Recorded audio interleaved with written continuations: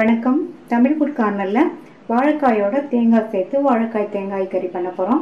இந்த கறியை பண்ணுறது ரொம்ப ஈஸி. டிஃப்ரெண்ட்டான டேஸ்ட்டில் ரொம்ப நல்லாயிருக்கும்.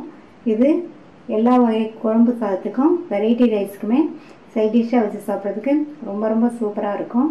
இப்போ இந்த டிஷ்ஷை எப்படி பண்ணுறதுன்னு பார்க்கலாம். இது வரைக்கும் நம்ம சேனலை சப்ஸ்கிரைப் பண்ணாதவங்க சப்ஸ்கிரைப் பண்ணிவிட்டு பக்கத்தில் உள்ள பெல் பட்டனையும் கிளிக் பண்ணிக்கோங்க. 3 மீடியம் சைஸ் வாழைக்காவை காம்பையும் நுனி பகுதியும் நீக்கிட்டு தோல் சீவி வச்சுருக்கேன். இப்போ இதை கட் பண்ணணும்.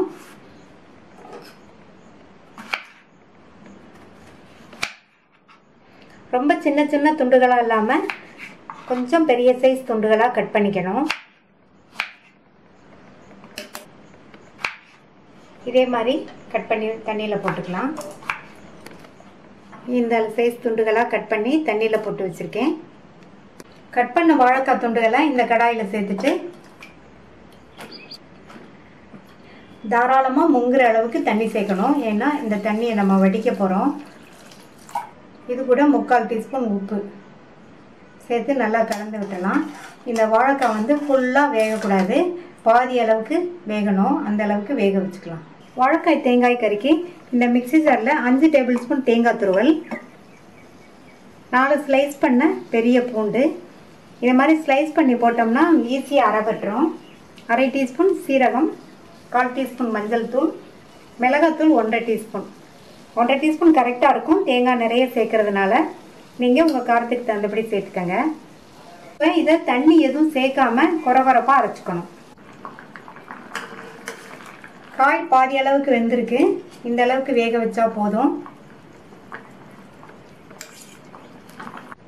தண்ணி இதில் வடிச்சிடலாம். வாழைக்காயில் வாயுத்தன்மை இருக்கிறதுனால தண்ணி இந்த மாதிரி வடிச்சிடணும். இந்த பேனில் 1 டேபிள் ஸ்பூன் எண்ணெய் சேர்த்துருக்கேன். எண்ணெய் சூடாயிடுச்சு. அதில் 1/2 டீஸ்பூன் கடுகு, 1 டீஸ்பூன் கடலைப்பருப்பு, 1 டீஸ்பூன் உளுந்தம்பருப்பு. கடலைப்பருப்பும் உளுந்தம்பருப்பும் கொஞ்சம் அதிகமாகவே சேர்த்துக்கங்க, சாப்பிடும்போது நல்லாயிருக்கும்.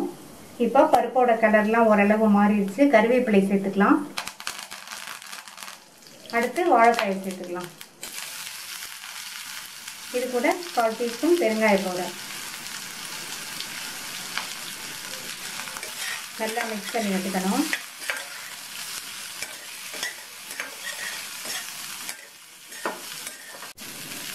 வாழைக்காய் நம்ம வேக வைக்கும்போது பாதி அளவுக்கு வெந்திருந்தது.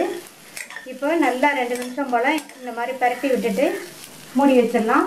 வாழைக்காய் நல்லா ஃபுல்லாக வெந்து வரட்டும்.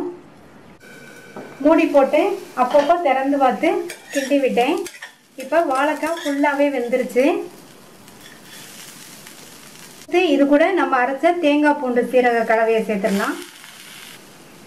இதுக்கு தேங்காய் நிறைய சேர்த்து பண்ணுறதுனால டேஸ்ட் ரொம்ப சூப்பராக இருக்கும். வாழைக்காய் வேகும்போது உப்பு சேர்த்தோம். இந்த தேங்காய் சீரக கலவை சேர்த்ததுக்கப்புறமா இப்போ கொஞ்சம் உப்பு சேர்த்துக்கணும். நல்லா இந்த மாதிரி தூவி விட்டுருங்க. நல்லா கலந்து விட்டுடலாம்.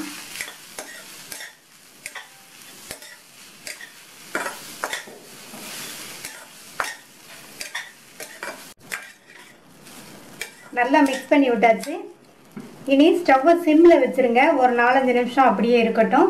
நம்ம இந்த தேங்காய் கலவையோட மிளகாத்தூள்லாம் சேர்த்து அரைச்சோம்.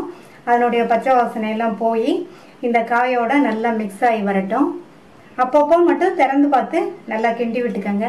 5 நிமிஷமாக சிம்லேயே வச்சு இந்த மாதிரி கிண்டி விட்டு நம்மளுடைய தேங்காய் கலவையோட பச்சை வாசனையெல்லாம் போய் காயோட நல்லா மிக்ஸ் ஆகிடுச்சு.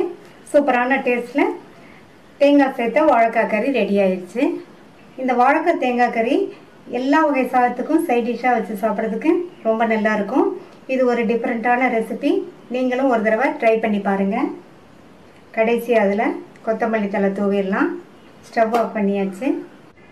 கொத்தமல்லி தழை சேர்த்து நல்லா கலந்து விட்டாச்சு. ஈஸியாக பண்ணக்கூடிய சுவையான வாழைக்காய் தேங்காய் கறி ரெடி ஆயிடுச்சு.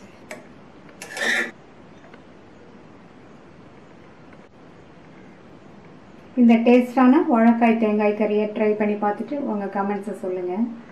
தேங்க்யூ.